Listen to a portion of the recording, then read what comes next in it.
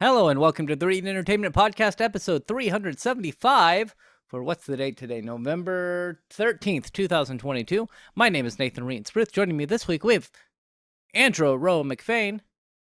Oh, why'd you hesitate like that? Did you I forget was- who I was? No, my brain was like, should I do Connor or Aroa first? And Processing. yeah, processing.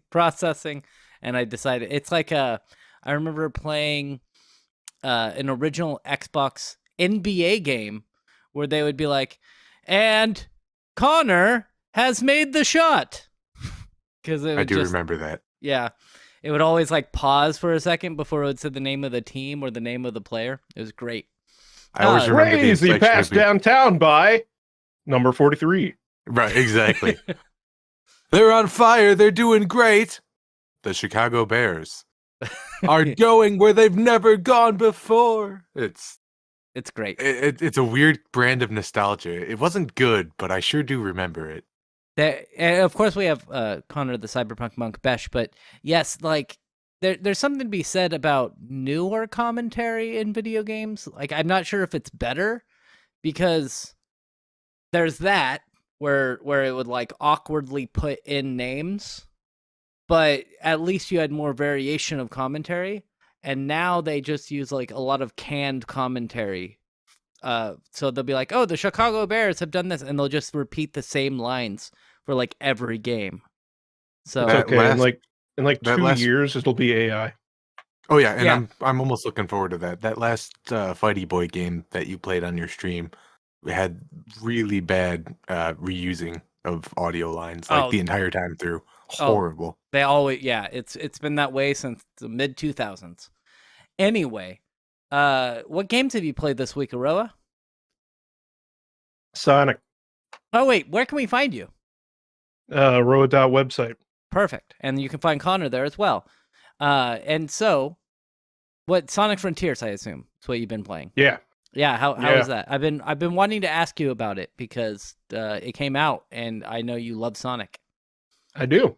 And I would say, as a Sonic fan, granted, it depends on which kind of Sonic fan you are. But as a general Sonic fan, I would give it, so far in my 8 hours of playing, probably like 7 out of 10, which is good. So above average. Yeah. Okay, good. Good. I'd say that it's, so I was expecting a 4. So like coming into it expecting that, and As you always It expect ended with up- a Sonic game. yes and no, but like this particularly, like all of the shit leading up to it, it looked like garbage, and everyone thought that it looked like garbage. And I guess this is just another case of Sega did really bad marketing, and turns out the game's actually not so bad. It has flaws, absolutely. First and foremost is the camera. The camera is absolute dog shit. Particularly in certain scenarios, like there's a mini boss where you have to run up one of its arms to get up to its head, and sometimes the camera will just be on the other side of the boss while you're trying to do that, and so your running direction will get all fucked. And this will happen while you're trying to do some of the platforming out in the open world. That happens very, very often. Like it's bad. The camera is.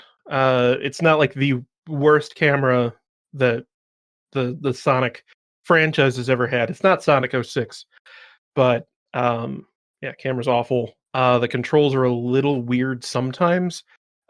Really only whenever you're trying to do anything like super precise, which the game does not demand a lot of precision under most circumstances.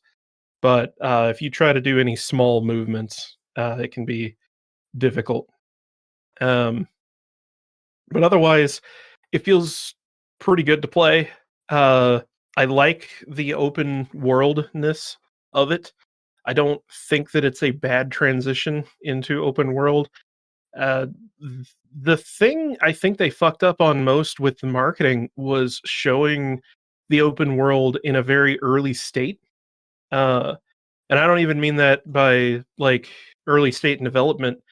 Like as you make progress through the world, there are more of those open area platforming segments that just kind of appear because they're really meant to be stuff that you either run into while you're out running around, or they're used as a supplement to, or I guess more of a what do you call it?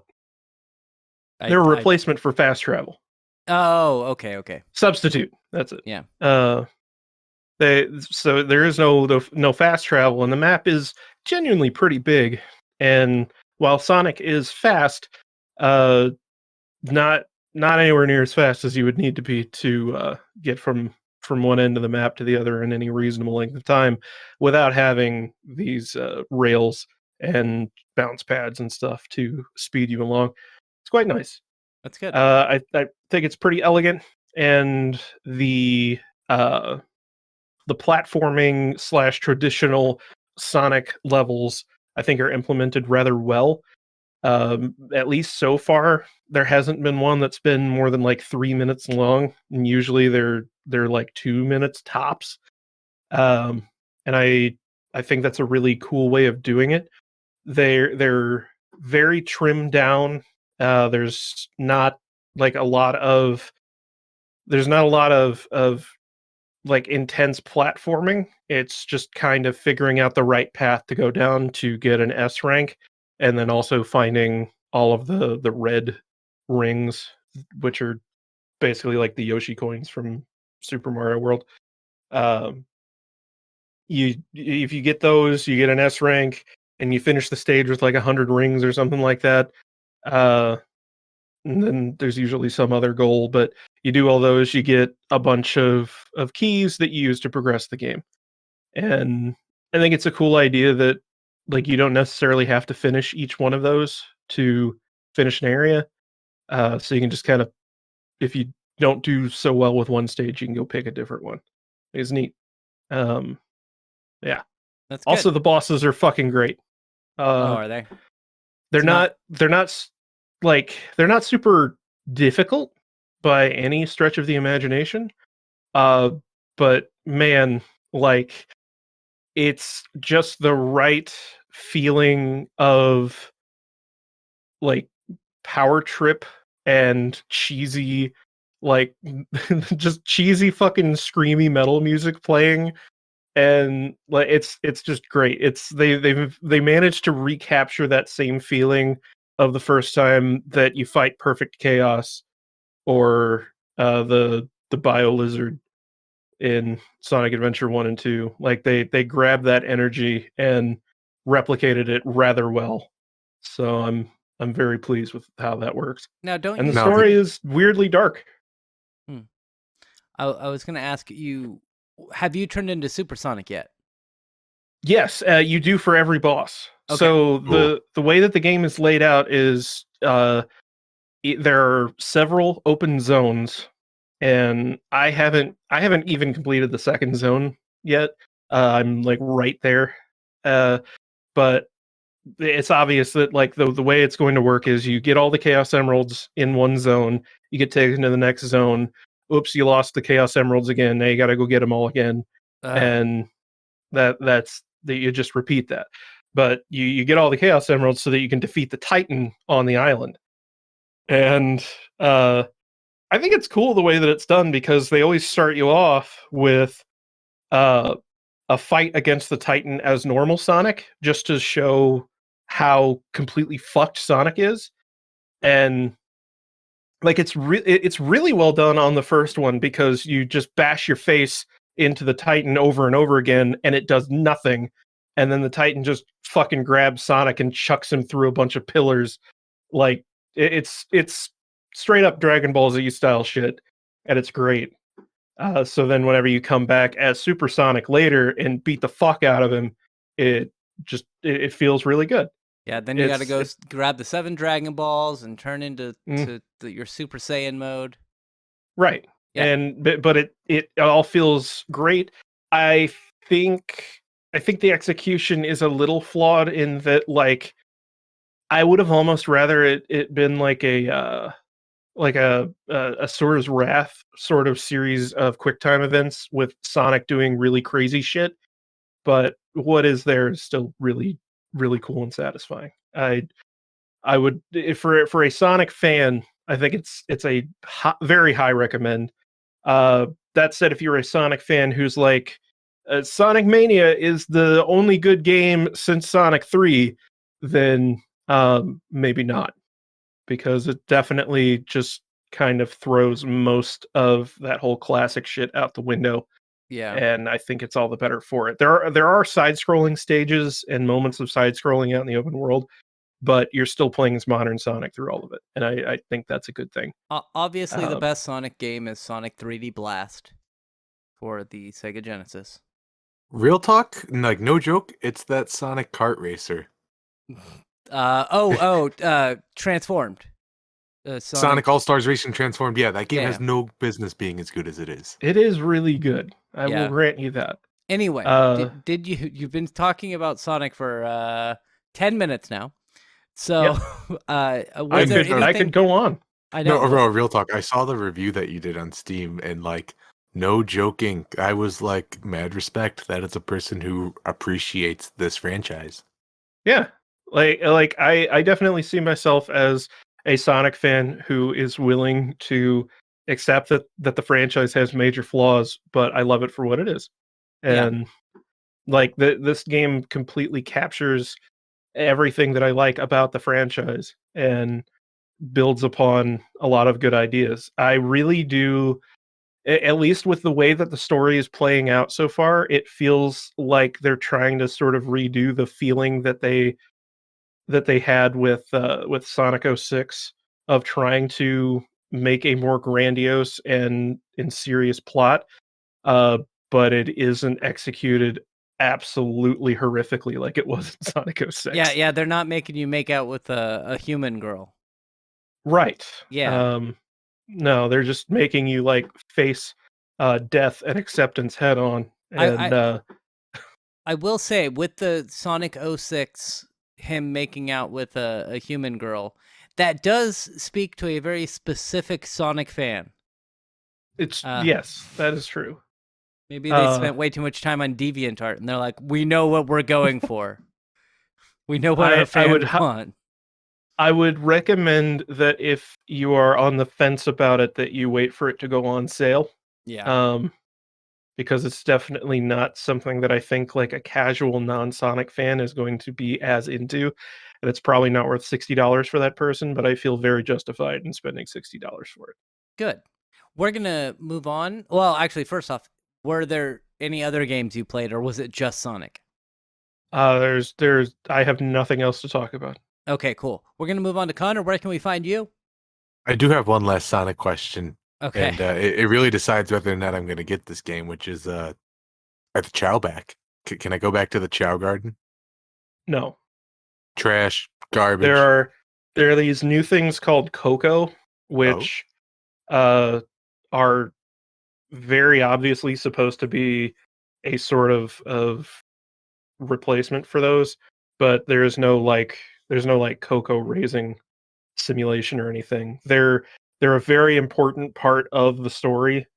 And if you ever wanted to see Chow die en masse, that happens. In fact, I sort do. That's an integral part of the story. So Good. I see like it. Sonic has gone the Dark Souls route. the plot is very weirdly dark, but it's still like it doesn't go beyond like Saturday morning cartoon type shit. But it's still like, damn, I can't believe that they went with this. I'm very happy. And then the games that actually the first thing is you could also find me on a Road website. One of those things you could check out is Clinton's Core Classics, Rise of the Rune Lords First Edition Actual Play Podcast. That's a mouthful. Okay, the games that I've played this week are Cyberpunk 2077, which looks amazing, but is effectively a 2-year-old game at this point. One thing I do want to mention, this game runs super well on Steam Deck, which I think is something I said last week. Weirdly well, right? Like, weirdly well. And as of this last update, that they did this week, I'm going from a solid 30, sometimes dipping into the 25 frame per to a solid 40. Yeah, It and is weird how well this game runs on a Game Boy. yeah, they've Oh. they optimized it quite a bit, which is I great. should mention, don't play it on Steam Deck. Don't play Sonic on Steam Deck. Why Oh. not? It does not work. If you cap it to 30 FPS, it's playable. But if you leave it at 60 FPS, it will literally give you a seizure. Oh, good. And it also crashes fairly regularly on Steam Deck. On PC, it's been fine, but on Steam Deck, it has issues. So That's unfortunate. Perhaps with a future update, they'll have that fixed. Yeah. yeah, it is marked incompatible at the moment, but I'm sure that they'll do something with that. Well, thank you for that. Okay, so Cyberpunk 2077, you've been playing that on your Steam Deck, but do you also play that on your PC? Because I know you just built a new PC. I mostly play it on the PC, and boy, is ray tracing beautiful. There's been more than one instance where I'm like, I'm gonna go shoot that glass and jump into that building so I could use. Oh, that's not a real room. That's just a really good reflection. Oh gosh, darn it. Yeah. Which is a fun problem to have. Yeah, there are some really good things, and they've done a lot of optimizations on it. I remember there's a scene where I was looking at like a carnival going on, like there's a big Ferris wheel and stuff, and it's Another one. across and it's across a river. And I was flipping ray tracing off and on, and it looks so much better with ray tracing on. But at the time, because I was right as Cyberpunk 2077 came out, it looked like, it would run at like maybe above 60 frames a second, barely, with ray tracing on. But now I imagine, because we have the same graphics card, I imagine that it runs way better with ray tracing on now. Definitely, I can get a solid 60 frames per second, unless I'm also watching something on my other screen or something like that, without a problem. Yeah. I will say I'm not running how do I want to say this? I have seen some places where it does give just it struggles. Yeah. Not necessarily to rendering, but I don't think it's doing exactly what it's setting out to do. For example, if you're looking out like right into the water, like nothing but you can see but like God rays and waves. Sometimes it struggles with that, like it thinks everything should be reflecting on you and it's just blinding. But that's the only time I've been unimpressed with it. Yeah. Now I Well, need to, because we have the same graphics card, I need to get a 4090. That's how it works, and then your computer can get caught on fire, and then that's what happened to that one house that was like in your neighborhood that one time, right? They were trying to run Cyberpunk Yeah. with God ray tracing levels. That's what happened. That's What why is that's why my park almost burned down. What is it with Nvidia releasing cards starting with 4 and setting houses on fire? I don't know. I remember way back in the day when they were doing dual GPUs on AMD cards, and I was talking to a friend of mine. I was like, "Man, these cards are just taking up like way too much power. They require 2 8-pin connectors just to power the card." And Whoa. now Nvidia's like, 2? We need 4 of them. Like, you need at least 600 watts just to run this card. You need a special power adapter to get normal power supplies to be able to provide enough energy to make this card work. Yeah. Ignore that smoking and that burning smell. So how is ray tracing with Space Station 13? Yeah, I made that joke already. I know. It's not there yet, unfortunately. It'd be fun if it was. Played a little bit of that. I've also been playing Vampire Survivors. I just got the yellow sign, and I think I'm like just entering late game. It looks like. Good. This is a good game. Yeah, it is. Good game. Play this game. Everyone, play this game. It is good, and it's only like $3, so it's worth it. Yeah, it's. We got it for free because of friend of the podcast, Earl Grey. Thank you, Earl Grey. And I might like gift it to someone else who's just like, hey, you should play this. Just pay it forward, Yeah, exactly. It's a good game for the price, and it's a good game in general. But I think if it weren't for it being under $5, I don't think it would have taken off like it did. I It don't kind of know. It's a good game. It is. But if it were, It wouldn't have been Yeah, what if it is. if it were $10 or $15, I think people would look at it and be like, "Nah, I'm good." But with This- it being $3, there were enough people that picked it up and be like, "Yeah, I can buy this for my friends." And then Also, that kind of just like, exploded it. keep in mind, a lot of what makes the game as good as it is now was added over time. Mhm. So, Right. like, it would not have worked as a $10 game whenever it came out. Now, How much? absolutely. How much was Binding of Isaac when it first came out? Wasn't it like $12 or something like that? It was like It's 10. probably 15. Yeah. I mean, and look how much that exploded. Oh yeah, Yeah. I mean, that's true. I'm not sure what the price was it had back then. I think it was it had a 10 bit of though. a pedigree behind it, though, right? Sure. Yeah. Yeah. No, that's fair. It had a name.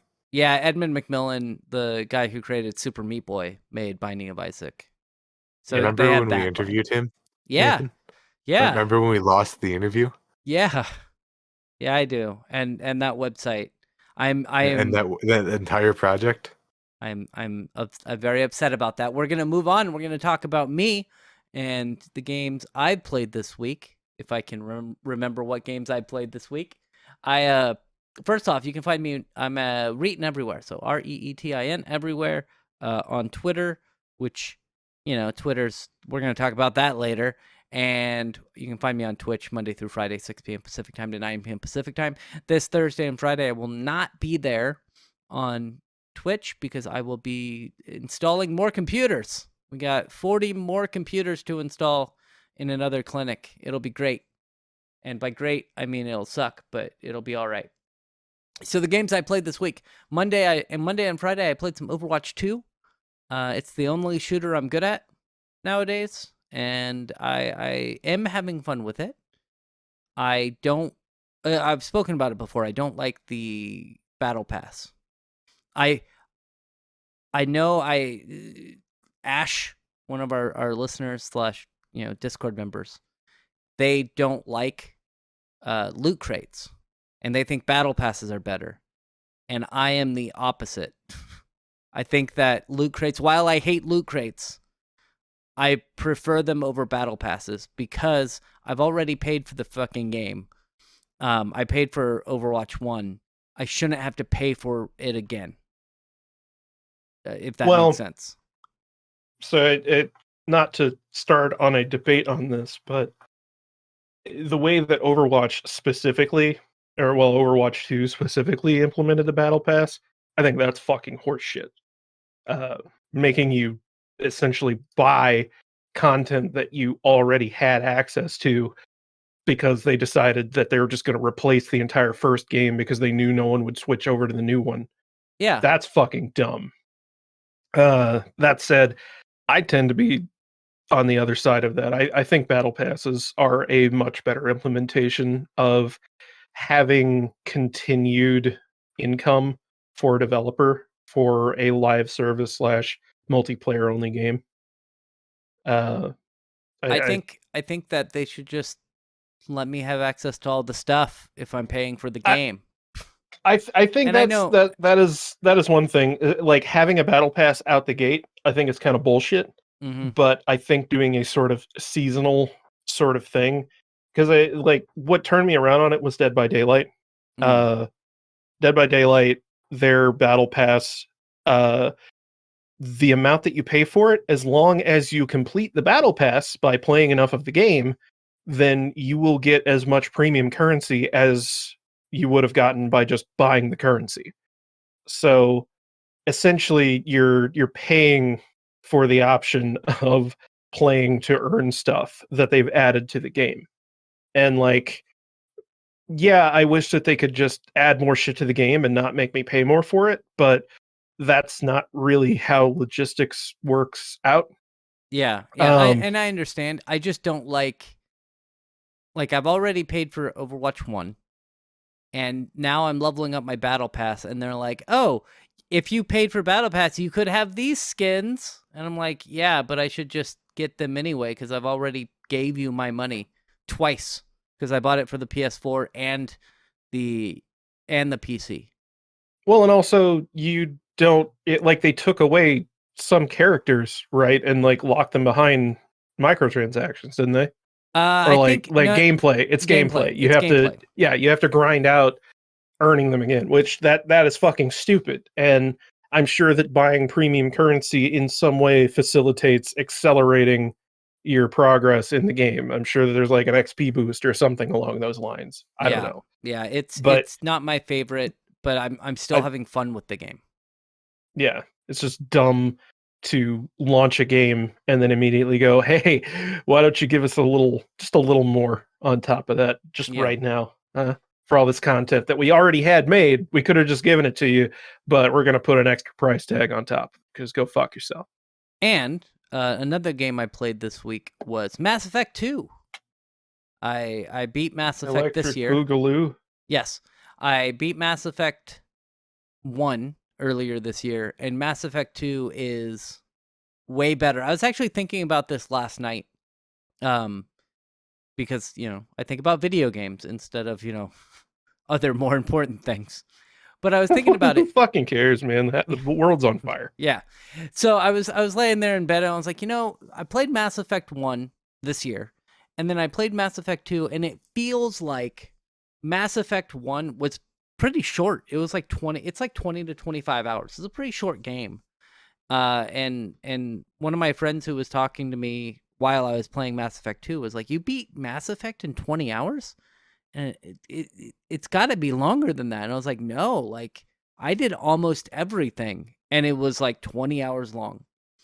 And Mass Effect 2, that game was basically a glorified passion project. yeah. And so like I think that Mass Effect 1 was like, okay, here's a game we really want to make, but we don't have that much of a budget for it. I mean, they still had a big budget, but they're like, we're gonna make this game. It's gonna be it's gonna be fun. We're gonna see where it goes. And then Mass Effect 2 is like, I don't know if did EA own BioWare at that point? I think they did. Yes. Okay. Yes. So Mass Effect 2 feels like, okay, EA went up and was like, you made a shit ton of money with Mass Effect 1, make Mass Effect 2, it'll be great. We're going to be hands off with this. And it feels like the game that the developers wanted to make. And then it moves on to Mass Effect 3, where the publisher is like, "Hey, by the way, remember those loot box things and that DLC? We're going to just shove that down people's throats." And so you can just kind of see like the level of developer interference in each Mass Effect game. And then, of course, Mass Effect Andromeda came out, and that was terrible because like that was at the time when EA was like, we have this Frostbite engine, and we're gonna force everyone to use it. Every one of our new projects are gonna be on this shitty engine that we designed ourselves, so that way we don't have to pay licensing fees. And those were the dark days. This engine that we designed for like Trine. Well, no, it was for like fucking first person shooters and shit was what it was like mainly optimized for. And then like at the same time EA was like, make it work for Madden. Yeah. And a third person RPG. Like Yeah, they used it for everything. You know what's funny too with that is that that's literally what Capcom is doing right now, but it's working fantastically. Well, maybe their engine just isn't as crappy. Yeah, like I'm assuming that Capcom saw that idea and were like, why don't we just do that, but like make the engine good? Yeah. But I also want to apologize for not being here last week. I was coming back from Montreal, and I was stuck in the Washington, D.C. airport for over 12 hours. And then, because it's Washington, D.C. Well, there was like a war happening outside. Yeah, that's exactly. No, it was just my first flight got delayed from Washington, D.C. I got put on another flight, and that got delayed by like 9 hours or by like 6 hours. And so I was just stuck there for like 12 hours, and then I finally flew into Seattle. And then I got there at like 2:30 a.m., went to the hotel room that the United had to book me in because I was like, you guys messed up. You need to give me a freaking hotel room. and they got me a hotel room. So I went and slept there for about 3.5 hours, showered, went back to the airport, and got home. And so by the time I got home, I was just exhausted, and I was like, I can't do this. And Connor messaged me about doing our shadow run, and I was like, I can't do it. I literally had surgery for my gallbladder to be removed, and I streamed that night, and being stuck in an airport for 12 hours was worse than getting my gallbladder removed in terms of being tired and worn out. And I know what that feels like, and that's goddamn. Well, I think my gallbladder removal surgery was less intense than yours was. That could be. Yeah, I think yours was like, we need to get out now, and mine was like, Yeah. we could get it out. So I had some organ necrosis going on there. yeah, that's no good. We're gonna move on. We're gonna talk about some stories. Man, I just realized that a couple of our stories. Oh nope, yeah, a couple of our stories involve Elon Musk, but this one Go figure. kind of upsets me. The first one upsets me more than the second one that we're going to talk about at the end of the podcast. Starlink rose it raised the prices of the service by $20. I think it's $120 a month now, and that was a few months ago. So it went from $100 a month to $120 a month, and I was like, that's fine. And now they're adding data caps, which upsets me even more. This is from Engadget. It says here, as The Verge reports, the SpaceX-run satellite internet provider is instituting a 1 terabyte priority access monthly cap for data use between 7 a.m. and 11 p.m. beginning in December. Cross that limit and you'll spend the rest of the month relegated to basic access that, like with some smartphone carriers, deprioritizes your data when the network is busy. You might not notice much of a difference in typical situations, but this won't thrill you if you depend on sustained performance. It says service can get expensive if you insist on full performance around the clock. You'll pay 25 cents per gigabyte of priority data. So if you want to get full performance past that 1 terabyte cap, you can pay for it, but it's 25 cents per gigabyte of data. The math doesn't quite add up. It'll cost you another $250 to get an extra terabyte of data. It would be cheaper to add a second subscription, at least if you don't mind the cost of an extra terminal. And then it says other users face tougher restrictions. Fixed business service has peak hour caps ranging from 500 gigs to 3 terabytes with full speed data costing $1 per gig. It's a lot of money. That's fucking stupid. I'm trying to find what basic access means. I am curious. I am assuming it's going to be like 10 megs of, like 10 megs down or something like that. Because right now it runs at about 100 to 200 megs. So your expected service. So they have 2 different setups. You can have a fixed service plan or mobile service plan. Fixed service plan is for you have a satellite like on the side of your building or RV or whatever. Yeah. Your expected download speed for a standard plan is 20 to 100 megabit per second, 5 to 15 up. Business plan 40 to 220 down, 8 to 25 up. RV/best effort is 5 to 50 megabit and 2 to 10 5 to 50 down and 2 to 10 up. Is your expectations. And then mobile generally the same, just you're going to have increased latency. So but that's all priority. They don't seem to specify what basic plan is. means. Do they have I it could on that? imagine. I could imagine the deal being like you can't watch the YouTube video that shows you how to do CPR, but you can go on Twitter and view verified accounts. We'll talk about that at the end. Yeah, I and it could see doesn't them give us. pulling some shit like that though. And I even went to the Verge article. It doesn't say anything about the basic access data. It just says deprioritized data. So I'm not sure. I still think there are certain situations where Starlink makes a lot of sense, but I don't like that they started out with no data cap and now are implementing a data cap. I think that's bullshit. Starlink I would be think cool it's- as like a mesh net, but we're never going to see that happen because that wouldn't be profitable. Did you know that Italy literally has that as like a did. community thing? Yeah, because it's a super good idea. Yeah. They have what as a community thing? A mesh The- net? Yeah, Oh, there's yeah. a whole community of people who have like this shared Wi-Fi network across like a huge area. It's fucking awesome. That's awesome.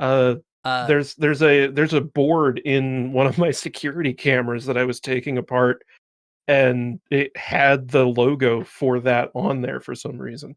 Mhm. Yeah. If you can encrypt all your data and it's secure still, but like you could be anywhere. I don't remember exactly where the city is, to be honest, but if you're in the right place, you always have access to the internet. That's secure enough. That's awesome. And so at the very end here, which is something for me to complain about Musk, it says the decision to cap users comes as SpaceX has called for government help to fund Starlink service in Ukraine at a claimed cost of nearly $400 million per year.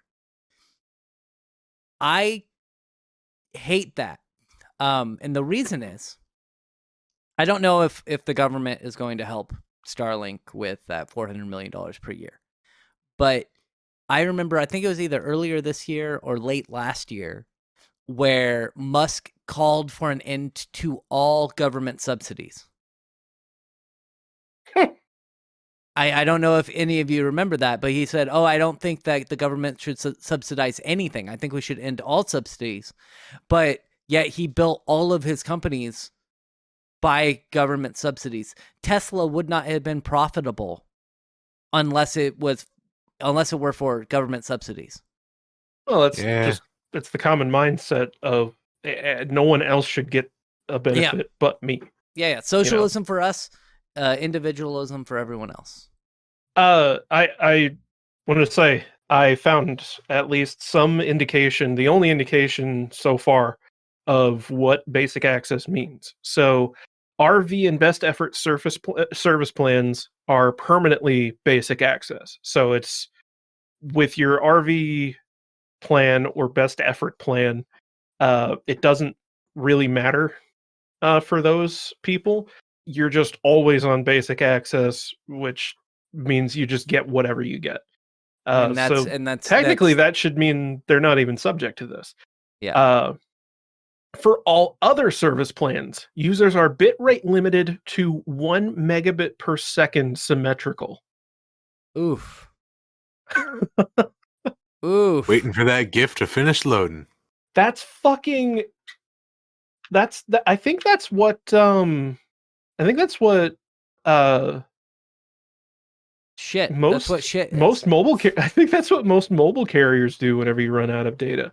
I know that's what Consumer Cellular does. If you manage to use all the data that you can pay for, they just cut you down to 1 megabit per second. I had that happen one time before they raised their data caps. Yeah. Yeah, I forget what it was. I remember it used to be worse. A lot of carriers used to cut you down to like 250 kilobytes a second. So I'm happy that they are at least a little bit better now with a megabit. But I don't know. I haven't worked at Consumer Cellular for kilobits. Sorry, not kilobytes. Yeah, 250 kilobytes would be twice as fast. Yeah. I was thinking about that, and I always get like I do this for a living, and my brain is like I can't tell the difference sometimes between kilobit and kilobyte. Anyway, and then there's kibibits. Yep. Which is why is that a thing? Why is Microsoft so stupid? I don't know. And so I haven't worked there for gosh, it's been a long time, like 8 years now, 8 years that I haven't worked at Consumer Cellular. It's great. So we're going to move on to our next story, which is talking about Facebook. Apparently, Elon Musk. Sorry, I get my evil overlords confused. Mark Zuckerberg wrote, "Today, I'm sharing some of the most difficult changes that we've made in Meta's history, Facebook's history." And then it continues to say, "I want to take accountability for these decisions and how far we've got here." How we got here. I know this is tough for everyone, and I'm especially sorry to those impacted. And so basically, he wrote a letter saying, hey, we're struggling as a company. These are decisions that I made. I'm taking accountability. And by taking accountability means I'm taking away 11,000 people's jobs. I'm firing 11,000 people for my fuck up. I fucking hate that shit so much. It's all right. World. I'm gonna take accountability by ruining other people's lives even more than I already have. Yep. This is from TechSpot. It says Meta's value has fallen by around $500 billion. Wow. Good. Yeah. Try closer to like I think 700 million. 700 million now. Okay. At the time of this article, it was $500 billion. It must have, that number must have increased over the last 12 months. I wonder if them letting 11,000 people go has affected their stock. Oh, maybe that's maybe it's actually gone back up since I heard the $700 million. Maybe net income valuation. in Q3 was down 52% to 4.4 billion, lower than analysts estimated of 5 billion. While revenue was down 4% to 27.71 billion. Investors have looked on with concern as the social media giant pours more billions into Reality Labs, the division responsible for its metaverse ambitions, all of which led to rumors of major job cuts. By the way, I think that metaverse thing is stupid. It's going so well. They added legs. Yeah, I think I've been seeing ads on YouTube for the metaverse. They're like, "What is the metaverse?" And I always skip the ad. But have you ever wanted to look down and see your own legs? Yeah. Now with Meta, you can. Yeah. You know what? VR Chat had that several years ago, and instead I can look down and see a big set of rocket anime tits. I would much rather have that, Facebook. What are you doing? Notes Zuckerberg.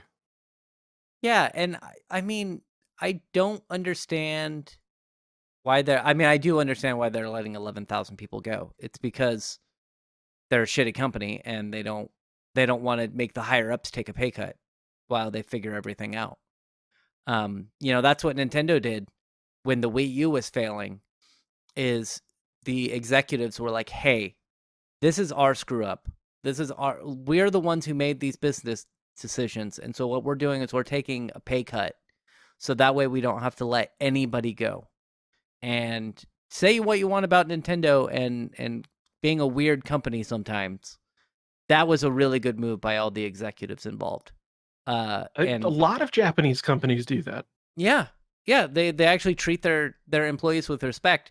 And I can't remember the exact quote, but I know that one of the executives came out and was like, "We did that because we didn't want to stifle creativity. We didn't want people to come into work in fear that they were going to lose their job.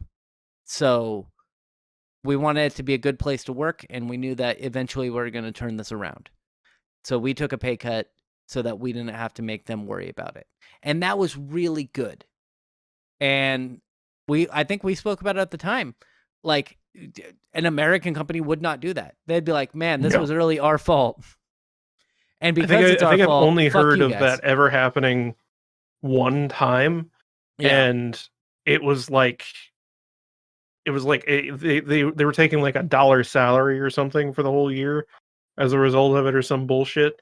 Which, like, I think Donald Trump did that too.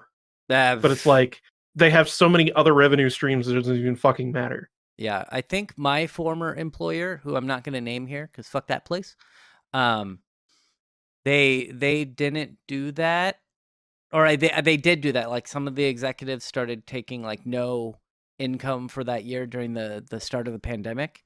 But then they got like 9 million in PPP loans forgiven. So Yeah. yeah, good for them. It does say here at the end of this article, Zuckerberg is taking much of the blame for the decision, noting that the tech boom brought about by the pandemic has not lasted the way he expected. And quote, at the start of COVID, the world rapidly moved online and the surge of e-commerce led to outsized revenue growth. Many people predicted this would be a permanent acceleration that would continue even after the pandemic ended. I did too, so I made the decision to significantly increase our investments. Unfortunately, this did not play out the way I expected. Not only has online commerce returned to prior trends, but the macroeconomic downturn, increased competition, and ads signal loss have caused our revenue to be much lower than I'd expected. I got this wrong, and I take responsibility for that by letting 11,000 people go. Like, And also, like, what a fucking idiot. And Yeah. every other fucking idiot who thought that the market was somehow going to continue at pandemic levels after the pandemic subsided. Like, why would it? Why would that happen? Well, you think everyone's just going to go, oh man, sitting inside all fucking day long is great. I'm just going to do this forever. Like, no, only I did that. yeah, only the 3 people in this room did that. But I was already just sitting at home inside all day long. Like, everyone else fucking went back outside before the pandemic was over. So, Yeah. like, no, that's not going to happen. And like, because the same shit happened with a lot of other tech companies, like Zuck said. Fucking, because I've been watching videos from fucking, you know, they do graphics card and case reviews and shit. Gamers Nexus. Yeah. And Steve on there has talked about how, like, it's pretty obvious that a lot of graphics card and other PC hardware manufacturers ramped up thinking that, like, oh man, people are just going to keep buying graphics cards and motherboards and shit, like, out the ass. And like, well, what do you know? Like, as the pandemic has ramped down, no one's doing that anymore because they're going back to living a normal life, and they have to go to work now instead of sitting in front of their computer all day long. Yeah, Like, I do want to read one last thing here. It's in the middle of the article, but you are correct. I think Nvidia did that, right? Nvidia came out and said, "Oh yeah, this wasn't like once the GPU trend, like crypto died, and now there's tons of GPUs available to the point where even Connor was able to buy a GPU. Even I could get one. Even Connor could get one, and I mean that's great that we have access to it. But then Nvidia's come out and been like, "Oh, we need to ramp down production. We need to make it so that the next cards are more limited for how much is available," which is really, really crappy. Really crappy for everyone. But I want to give a little bit of credit to Facebook before we, considering this whole segment is us shitting on them. It says Meta is giving its laid off employees in the U.S. 16 weeks of severance pay, along with 2 additional weeks for every year of service without a cap. The company will also cover their health insurance for 6 months and offer RSU vesting. Don't know what the fuck that is. Career services, remaining paid time off, and immigration support for staff with visas.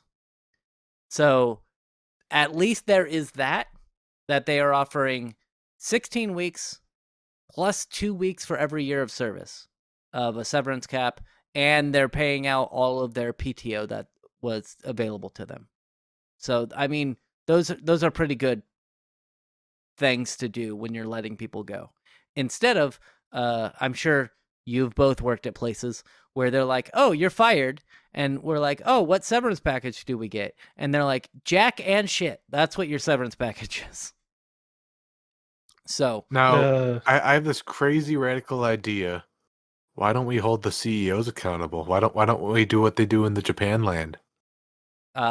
Because they won't. Because the companies own the government. Yeah. Oh no. Yeah. That's what that book warned me about that one time. Mm-hmm. Yeah, 1984, 19 1986. degrees too hot. 7 fucking Fahrenheit Ladder 450. 9/11. Yeah. To be fair, if I were still working at Facebook right now and I got let go and I got 4 months of severance pay, I think I would be okay with it. Plus, with severance pay, by the way, you can still qualify for unemployment. Nathan be like, I'm gonna stream full time for a quarter of a year. Yeah. See how much I grow. How am I losing followers? Now, before we proceed, I do have one question for you, Nathan. How does it feel to just technically, maybe there's a correlation that ever since you left that company, it sure has gone downhill rapidly. Uh-huh. Not that it wasn't already on that, that downward slope, but how's it feel? Does it feel like you got off a sinking ship? I mean, I was only there for like 9 months, so I can't. I don't know. To be fair, when I was there, everything was pretty great. Like all the people I worked with were great. My job was amazingly easy. It was good. It was good working there, and I had fun. I don't think that actually Facebook is a terrible place to work. I just think that the corporate environment doesn't fit well with a lot of people. And On the bright side, I do hear that there's about 11,000 new openings. no, there are not. I think and that's then how that works. I got an email yesterday, or a LinkedIn message yesterday, with somebody who was like, "Hey, we have this job opening. Would you be interested?" And to hear about it, I'm like, I'm only interested if it's like 100% remote. And the guy messaged me back and told me about the job. And then he asked me, it was for my previous company that I got fired from. And he's like, what was your experience working at this place? And I just like laid into him, not him, but into the company. And the guy was like, wow, that bad, huh? Like, yeah. But to be fair to him, he messaged back and he was like, okay, well, I understand that place is an awful place to work, but if you want, I can give you opportunities for other places. So that was nice, but I'm not currently looking for a job. Anyway, we're going to move on. We're going to talk about something that Connor brought up. Apparently, video games are very expensive. Yeah, I had mentioned this to Aroa. I think it was 2 weeks ago. We had done just a brief diatribe about this, that video games are starting to get up in price. And it sure does seem like there's this negative downward trend of them not being very good or, complete. And it was just something that was on my mind, and I happened to see an article, this is from thegamer.com, that kind of expressed exactly what I was thinking, which is there, how do I say this? Is it acceptable that games are going to be getting more expensive if they're going to end up being less complete? I mean, I assume that the reason why is that the companies think we'll pay for it, and there are people who are going to pay the $70 per game.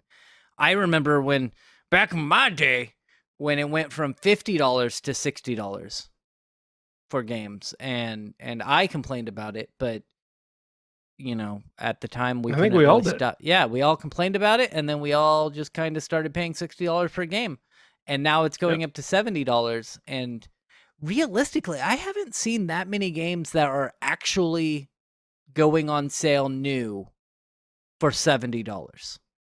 The Last of Us 2 did, which is, it's hard to pay $70 for a remake. Yeah. Modern Warfare, I think, is $80 at release, which, I guess if you're into that sort of thing, good on you. And I'm just not going to pay for it. I'm just gonna pay my $10 or $15 a month for Game Pass. Play all my games on there.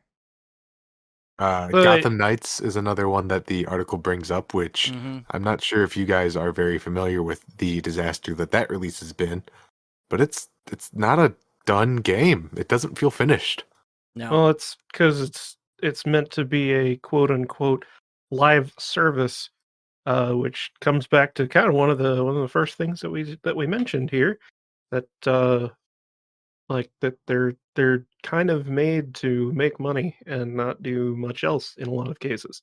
Yeah. Hence the inclusion of a battle pass and or microtransactions in every major AAA game, especially those that are listed as live service experiences.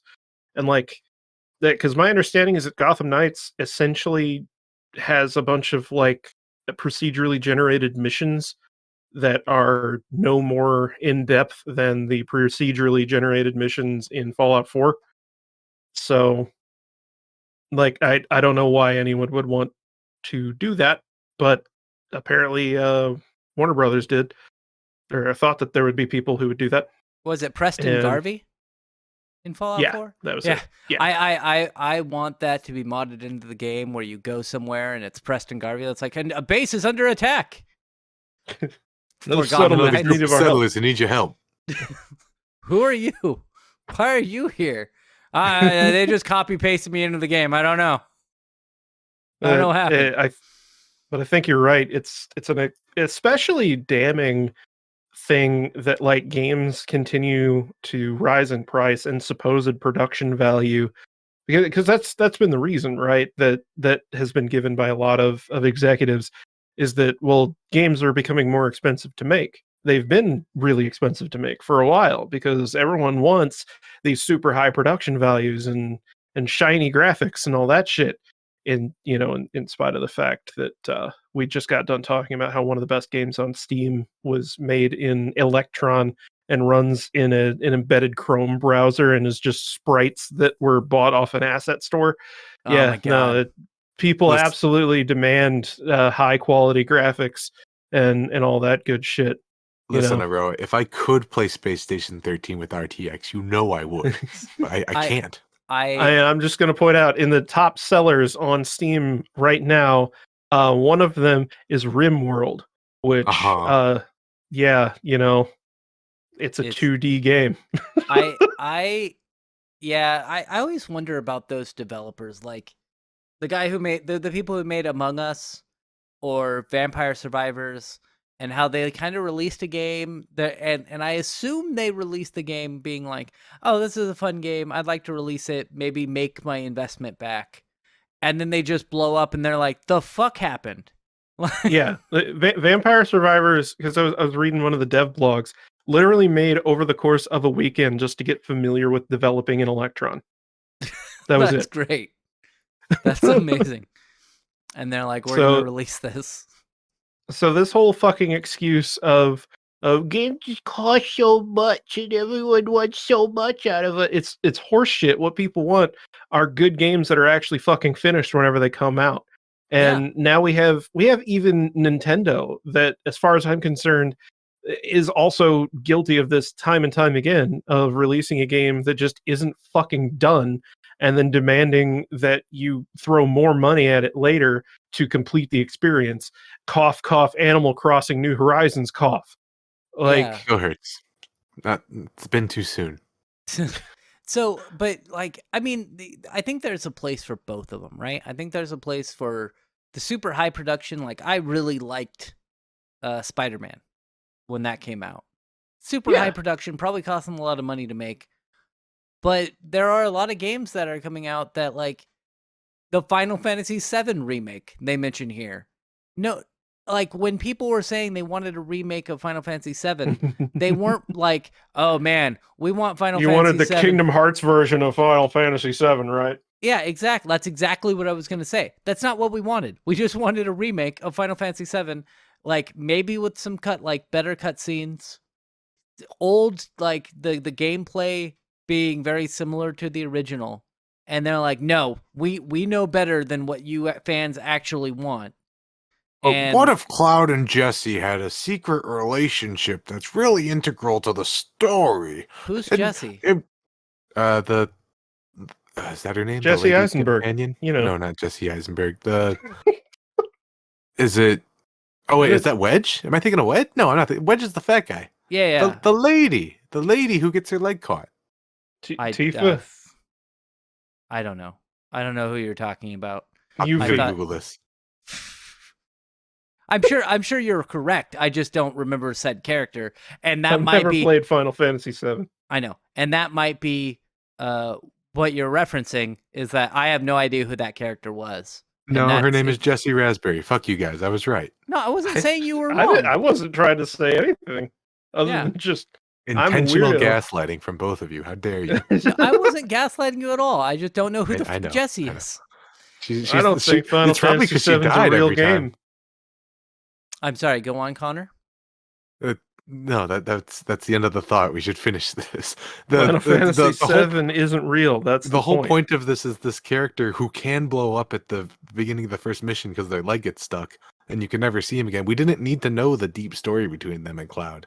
They're No. missing the point with the remake, and they're charging you for installments for it because what are they doing? 1 out of 4 games with this?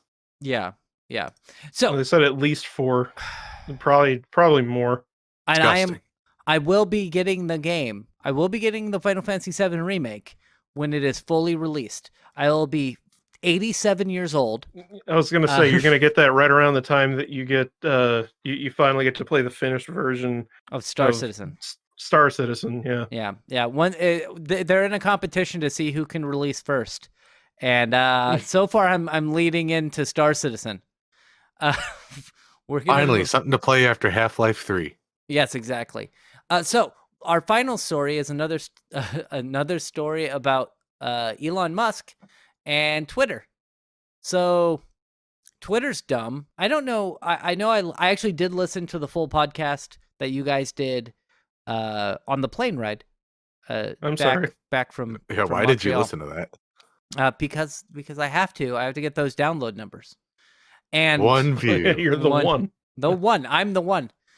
So they created so for the longest time, Twitter has had verification, right? So if you're like Patrick Stewart, you can be like, hey, I'm Patrick Stewart, verify my account. I'm And that- Patrick Stewart. And that shows when he comments on something.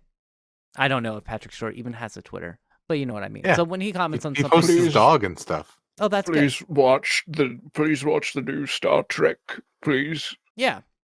I need money to feed my doggy. Well, dogs are cute. So he, if he comments on something, you can be like, oh, that's actually Patrick Stewart. And then if somebody else has Patrick Stewart's picture, but doesn't have the little check mark next to it, hey, that's not Sir Patrick Stewart. That might And then- actually be please eat my ass. Yeah. that might be evil reality Patrick Stewart who Maybe. arrived here on a transporter. Mir- But without mirror- that check mark, you never know. Yeah, mirror. That's Mirror mirror universe. patch too. But they, well, by they, I mean Elon Musk has decided that verification mark should also be paid for. So I think originally it was if you want to be verified, you have to pay $8 a month. And then No, 20 a month originally. well, yes, well, it That was the $20 a month. rumors. Yeah, well, he said it. He said he? 20 a I month. thought- I Yeah, thought- that I thought it wasn't was a just rumor. rumors. It was No. originally Oh. 20, and somebody famous posted him and it's like, really, Elon 20? I think it was Stephen King or something. Stephen and King. He's like, Oh. okay, how about 8? And 8's just been the number that's stuck. Yeah. And so I think, and then it morphed. And so that it was going to be $8 a month to have verification. And then it morphed into, if you're already verified, if you're like a celebrity or well-known figure, it's like the normal verification. So you get the check mark. But if you want, if you pay $8 a month, you can get the verification check mark anyway. So now it is, people are creating parody accounts and tanking prices of the stock were. market. Yeah. They were. And that's what this story is about. Yeah. They have since, because of that, because people are creating parody accounts, I think mainly it was hurting Musk's ego because people are creating parody accounts of Elon Musk and making fun of him with the verification check. Fucking, I think it was Doja Cat. Yeah. Doja Cat lost the ability to change her name and she was like Christmas. Yep, She was Christmas. just Merry Christmas. She was like, she tweeted at Elon Musk and was like, please, I don't want to be Christmas forever. And then he unlocked her account and she immediately changed it to Elon Musk. That is great. It's so good. That is Oh. so good. That's amazing. So, they created this was bad. This was a bad thing, and it was exactly as we would have predicted, right? Like people were going to do stupid things with the check mark because that's what people on Twitter do. You're on the internet. You should know better. And so my brain, because I have two brain cells to rub together, unlike Elon Musk apparently, was like, why don't you just make him a different color? Like make the verified accounts that are like celebrities to be blue, and then have the other ones be a green check mark. No, we're gonna make the real ones a dark gray color and make the paid for ones a big bright blue one that looks like the one that everyone's used to. Oh, perfect. That sounds good. But then they decided. No, that's what they did. Oh, is that what they did? They did that for like a day. Why? And then they changed it to where you had to click on the check mark to determine whether or not it was a real verified account or if it was just one that somebody paid for. But Right. otherwise, the check mark looked exactly the same. In addition, do either of you want to do this by chance before like, say for example, I wanted my my hit podcast Clinton Score Classics Rise of the Ruse Lords to be verified, and say I was on a Android device and I wanted to do that. Well, that sucks. Can't do it. Oh Yeah, it had yeah, to it's be only on Apple. iOS. Yeah. Apparently, Twitter fired their Android guy when they were doing a whole bunch of layoffs 2 weeks ago. And now they when there were rumors that were saying that Elon Musk was going to fire 75% of the Twitter staff, and he's like, no, it's only 50%. What an And- asshole! Yeah, what an asshole. And then started charging people He $8. fucking. He said that he the first thing that he wanted to do whenever he got in charge was make sure that all the employees actually existed. What? But of course they exist. Yeah, I Such an don't even know asshole. what the fuck that's supposed to mean. Like he said he wanted to make sure there weren't any ghost employees that were just making money without actually doing anything or doing or being at work. And that was also why he like made everybody come back into the office. Was otherwise they could just sit at home and not be working. And it's like that's what your fucking manager staff is for. You know Like, what are you what? talking about? I don't say this at work, but that's exactly what I do. Well, I mean, that's what I do at home too, but that's because there's nothing to fucking do. Like I'm at the office now, and you know what I do most of the day? Nothing. Because there's nothing to fucking do. Sometimes there's just nothing to fucking do. Like, and especially for a lot of these tech companies, like you're probably sitting there waiting for code to like compile or Yeah. fucking Yeah. upload and shit. Like, who knows? When I worked when I worked at Facebook for the 8-9 months I was there, I would do. I was pushing myself really hard because I was like, I want to be a full-time employee. Like if I'm going to work for an evil corporation, I'm going to apply myself. I'm going to at least get as much money out of them as I can. And so I was applying myself quite a bit, and my manager was like, "Man, you are like in the top. You're in like the 90th percentile for like tickets done out of the whole company. Like you're doing great. Just keep doing what you're doing." And I was like, "All right, fantastic." And then they told me my contract was ending, and I was like, "Yeah, I'm gonna slack off now." And so I had another meeting with my manager, like, 2 or 3 weeks afterwards, and I was like, "So how am I doing to my tickets?" And he said, "Oh, you're doing great. You're still, you're over the average. So you're still getting stuff done. You're still doing better than the average on tickets done." And I was like, "Great, because I am slacking off. Like I am not applying myself at all. And like I'll do a ticket and then I'll take like a 20-minute nap, and then I'll come back and do another ticket." And my manager was like, "Good, that's what you should do. We're not gonna hire you full time, so don't push yourself." And I was like, "Man, my manager was awesome." And like I get it when when you are working at home, like you are more likely to get distracted with other stuff. But they've done studies, and it's not like they're any less productive. You're just not doing shit at your house in your PJs, as opposed to doing stuff with pants on site, or not doing stuff Yeah. with your pants on site. Like and for me, and I don't know about for you, Aroa, but I hate commuting. I Oh yeah. I hate waking up in the morning every day knowing, okay, I got to wake up like an hour early so I can get ready for work and drive to work. And it sucks. And I'm just happy that I don't have to do that. I know Connor does have to be on site. How does Yeah. does that suck? The commute is the least favorite part of my job.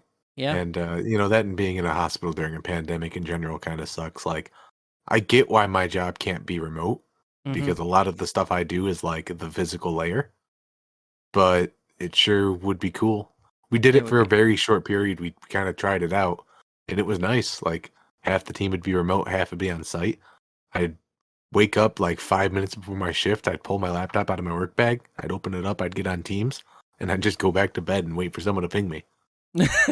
That's Yeah. awesome. It's fucking great being able to wake up like 30 to 45 minutes later than normal because there's no commute involved. Mm-hmm. I thankfully with my current job, because my office, because I'm remote technically, so my office is my house, and so my boss he allows me to clock in and then drive to the office. Which is so cool. Yeah, so That would be a big game changer. Yeah, so I clock in at 8, which is my time to, do my job. And then I'll check on tickets, make sure there's nothing urgent happening, and then I'll drive to work. And he's even said we're moving buildings, and he's even said I can continue to do that. And I only have to go into the office once a week. So I mean, I don't know about your state, but if you're using your personal vehicle to drive between office locations, then at least in my state, like, you're legally entitled to reimbursement anyway. So Mhm. yeah, when I drive into the office, I don't, like, with the one day a week I drive into the office, I don't get mileage for that. Yeah. But like if I'm going, like next week I'm going up to Beaverton to work on the clinic up there. yeah, And you I get paid for that. I'm getting a ton. I get mileage. I get overtime. It's fantastic. Last month, I think it was last month, I got 30 hours of overtime on a paycheck, which was really, really nice. So it's a nice paycheck. I was very happy about that. But Twitter sucks now. And- Go steal some insulin from that major CVS facility in Beaverton while you're there. Okay, I'll put that on my tracker. I'll just be like, Yeah. okay, I got my to-do list to gotta hook up these computers, meet up with some friends, steal some insulin. No, I'm Yeah, not put it gonna on be your doing to-do that. list. Yeah. But yeah, Twitter sucks now. I mean, it's always sucked, but it seems like it's getting worse. And I don't think Elon Musk went into this knowing what the fuck he was doing. No.